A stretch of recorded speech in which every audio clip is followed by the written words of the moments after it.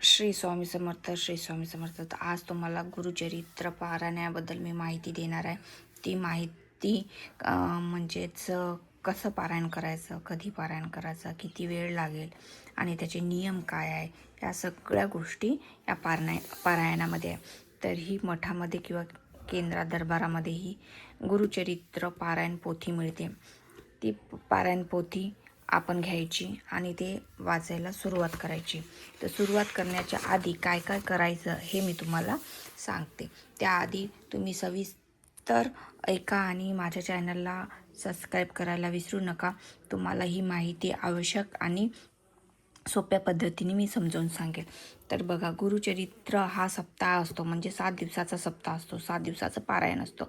तर त्या 7 दिवसाच्या मध्ये म्हणजे कोणत्या वारी हा पारायण सुरुवात करायची, तर तुम्हाला सांगते. शनिवार आणि शक्यतो शुक्रवारी याचा प्रारंभ करावा, म्हणजे सुरुवात करावी. शुक्रवारी यासाठी की कारण श्री नृसिंह सरस्वती महाराजांचा निजानंदाचा दिवस आहे, त्यामुळे.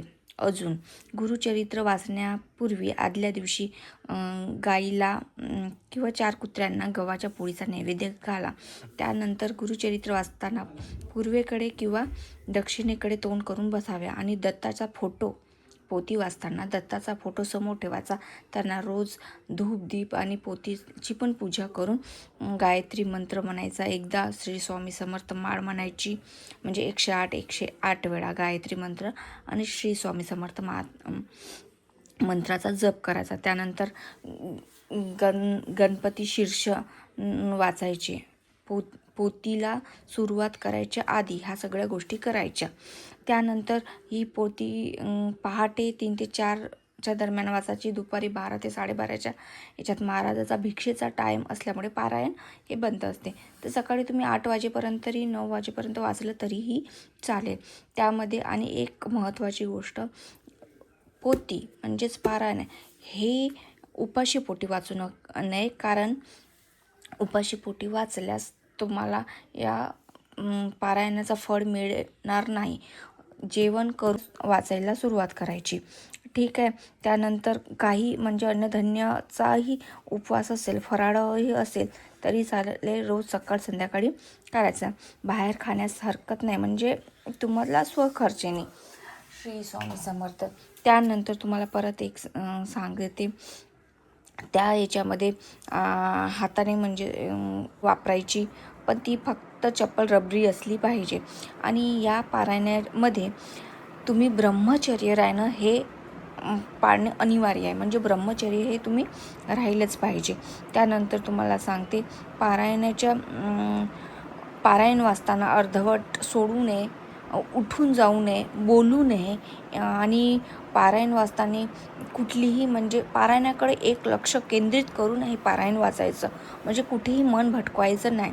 आणि त्यानंतर रोज पारायण वाचायच्या पूर्वी आपल्या अंगावर गोमूत्र शिंपून घ्यायचं, म्हणजे जेणेकरून आपण वाचायच्या आधी गोमूत्र न शिंपता बसू नये, गोमूत्र शिंपडूनच पारायणाला सुरुवात करायची.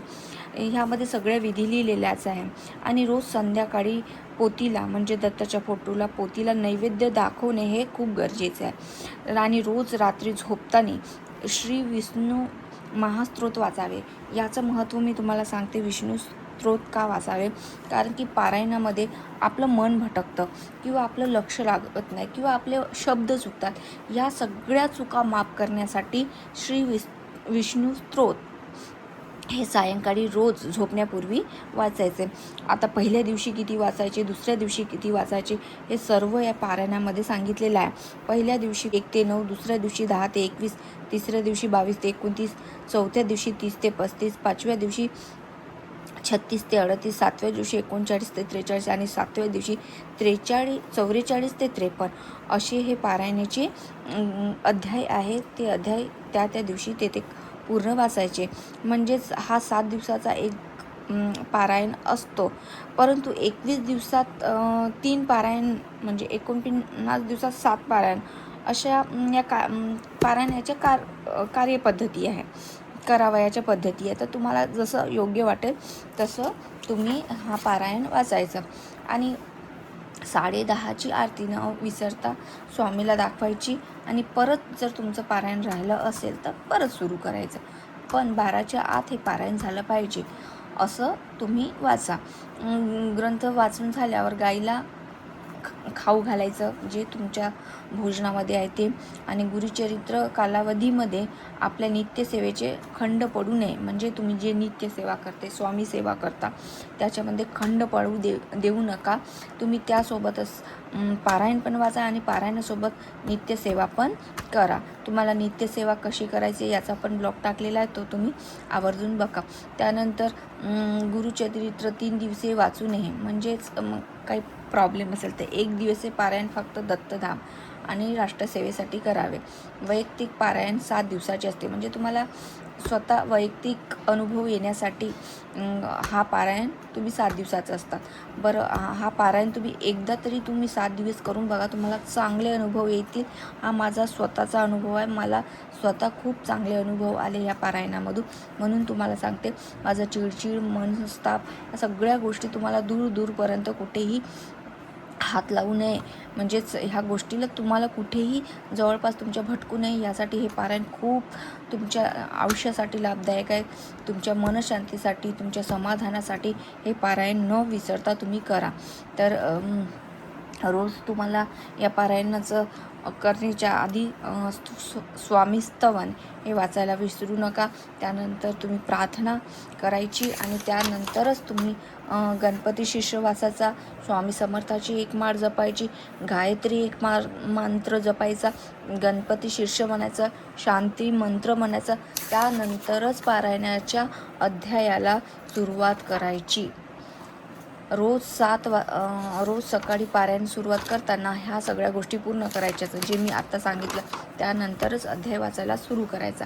तर हे होती छोटीशी माहिती गुरुचरित्र पारायणाची.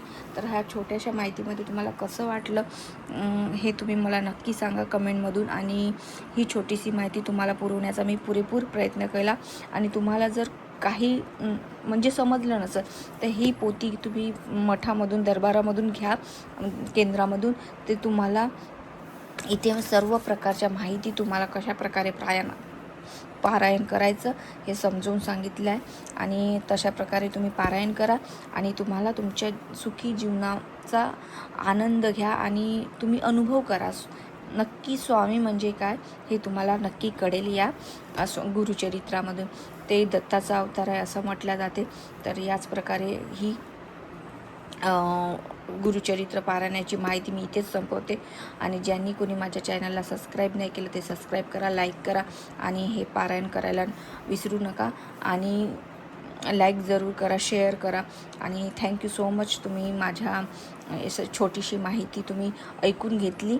तर तुम्हाला काही अडचण असली तर मला कमेंटमध्ये विचारा. श्री स्वामी समर्थ, श्री स्वामी समर्थ. भेटूया नंतर नवीन व्हिडिओमध्ये ताई दादांनो. तोपर्यंत तुम्हाला श्री स्वामी समर्थ. तुम्हाला सर्व आयुष्य सुखाचे आणि समाधानाचे दाव. श्री स्वामी समर्थ, श्री स्वामी समर्थ.